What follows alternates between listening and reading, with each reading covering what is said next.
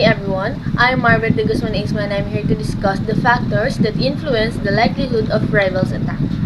The attacking market is always present in all firms, and competitors will always find ways to penetrate the market with their product and services. And there are three strategies that they use to attack their rivals. First is the pioneering incentive strategy, and there are two classifications of this strategy, and the first is pioneer or first mover strategy.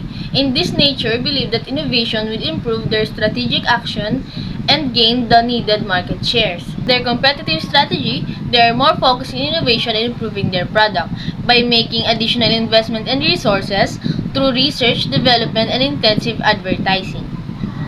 Two advantages of first mover strategy. First, consumer loyalty in the product is developed, and next is satisfied customer became committed to the product.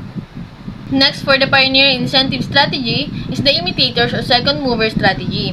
This strategy studies the success and failures of first mover and develop processes and technologies. Dito, mas mapapadali na lang yung process dahil ang strategy nila is kumuha na lang ng idea or gumaya na lang sa first mover na nakakuha sila ng advantages na to avoid the problems and mistakes of the pioneers or first mover. Next, develop the technologies and efficiencies that are more superior. And last is create product that create customers value. Mas papadali na lang yung process nila dahil na imbis na gumawa pa sila ng mas mahabang proseso, kumukuha na lang sila ng idea sa first mover. Number 2 is organizational size strategies. Big companies used to set their laurels confidence that the other competitors could not easily overtake their size. But the attack of smaller organizations that are aggressive enough to increase their market shares, nagkakaroon or lumalabas yung mga competitive actions nito para labanan yung big rivals. Smaller firms have their competitive strategies against the big rivals. First, the lower investment cost in research development.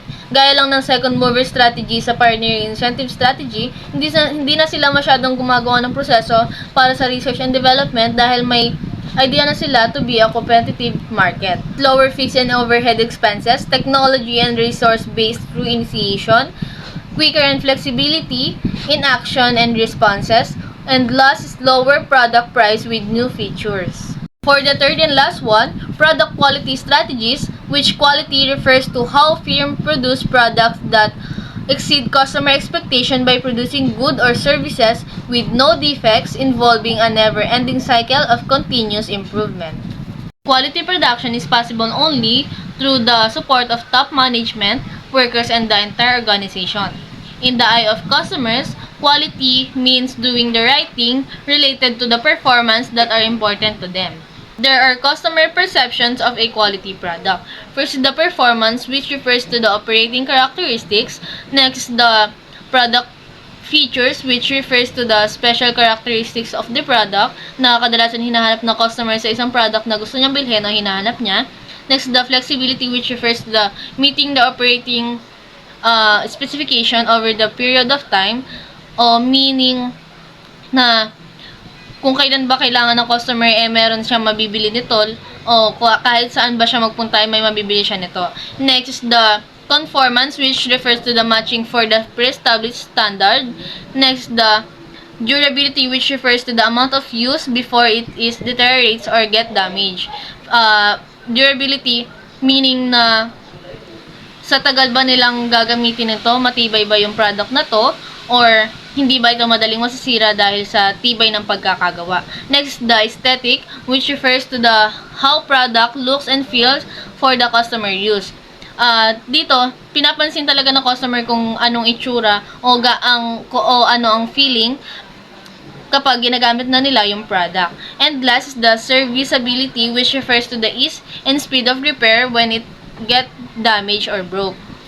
Meaning na kung ito bang product na to mas madaling mahanapan ng spare or mas madaling maayos kapag nagkaroon ng damage or nagkaroon ng sira. And that's all for my report.